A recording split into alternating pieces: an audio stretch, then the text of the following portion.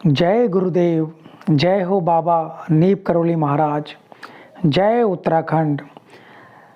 साथियों, स्वागत है आप सभी का आपके अपने YouTube चैनल पर, जहां पर आपको मिलती हैं हर रोज़ रोचक जानकारियां बाबा जी महाराज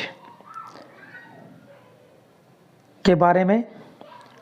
उनसे ही प्रेरित होकर ये सारी जो जानकारी हमारे द्वारा आप तक पहुंचाई जा रही है। तो करते हैं आज का प्रसंग शुरू।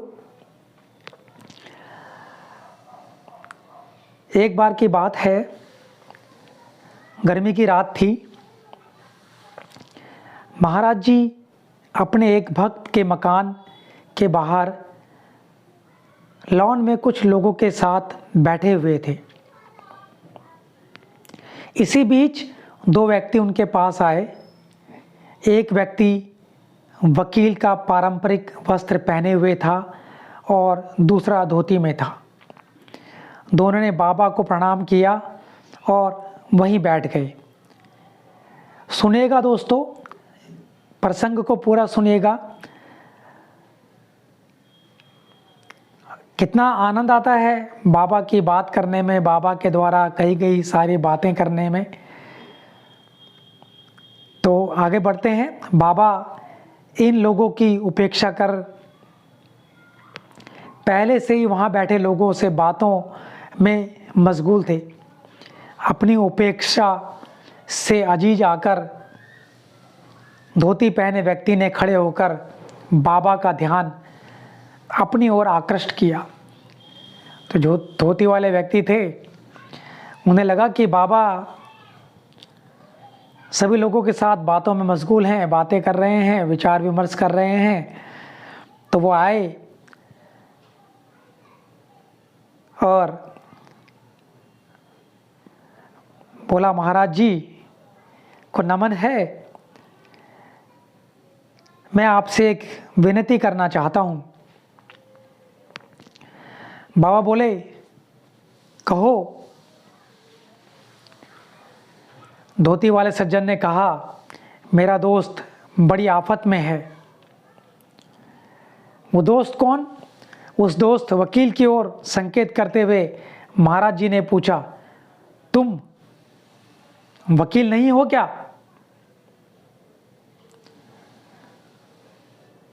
तो जो वकील था, जो वकील की पारंपरिक वस्त्र धारण करते किए हुए था, उन्होंने कहा, हाँ महाराज जी, यह सच है, मैं वकील नहीं हूँ। कथित वकील ने गिड़गिड़ाते हुए कहा। महाराज जी ने कहा, क्या तकलीफ है तुम्हें?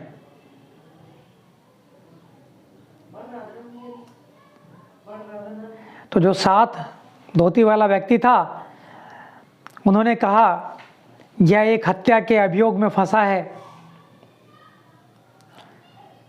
तो महाराज जी ने झुंझलाकर पूछा, क्या तूने हत्या नहीं की? नहीं, कथित वकील ने कहा। वकील ने कहा, नहीं, हत्या नहीं की। फिर बाबा जी ने कहा, क्या तूने हत्या नहीं करवाई? महाराज जी ने पूछा, क्या तूने हत्या नहीं करवाई? वकील ने स्वीकार किया, जी हाँ।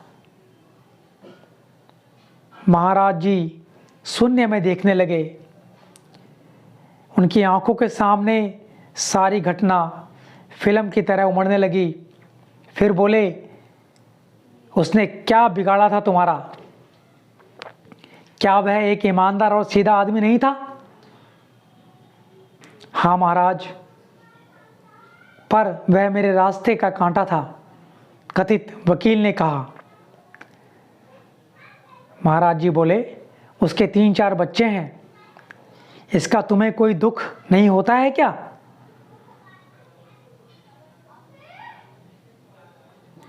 हे महाराज, ऐसा काम तुम फिर तो नहीं करोगे? कथित वकील ने कहा, नहीं महाराज। अच्छा, अब जा। जो धोती पहने हुए व्यक्ति थे, उन्होंने बहुत ही विनम्रता से पूछा, महाराज क्या यह बरी हो जाएगा? महाराज जी ने कहा, हाँ, इसे माफ कर दिया जाएगा। कहते हुए महाराज जी उस हत्यारे की ओर संकेत करते हुए बोले, जरा उस आदमी की पत्नी, वो असहाय बच्चों के बारे में तो सोच, कौन उनकी देखभाल करेगा? वह कथित व्यक्ति जो वकील था वह कांपने लगा।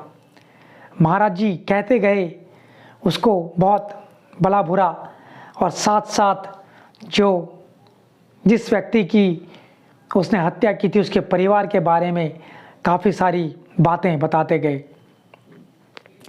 फिर उन्होंने कहा, उसके बच्चों की देखभाल कौन करेगा? तुम करना, उनकी मदद करना। तुझे बाद में पता लगेगा कि तूने यह सब क्या किया। इस मामले में हुआ ऐसा कि जो न्यायाधीश थे वो अपना फैसला पहले ही लिख चुके थे, लेकिन जिस दिन फैसला सुनाना था उससे एक दिन पहले रात को वह उठे और पुनः फैसला लिखा। इस दूसरे फैसले में उस हत्यारे को बरी किया जा चुका था, लेकिन इसके साथ साथ एक बात और हुई कि उस हत्यारे का हृदय परिवर्तन भी हो चुका था। वह हत्यारा, वह बुरा सोचने वाला व्यक्ति, कथित वकील, अब लोगों के बारे में अच्छा सोचने लगा, अच्छे कृत्य करने लगा। तो ये चीज़ें बाबा अपने आशीर्वाद से अपने भक्तों के अंदर भेज दिया करते थे, डाल दिया करते थे।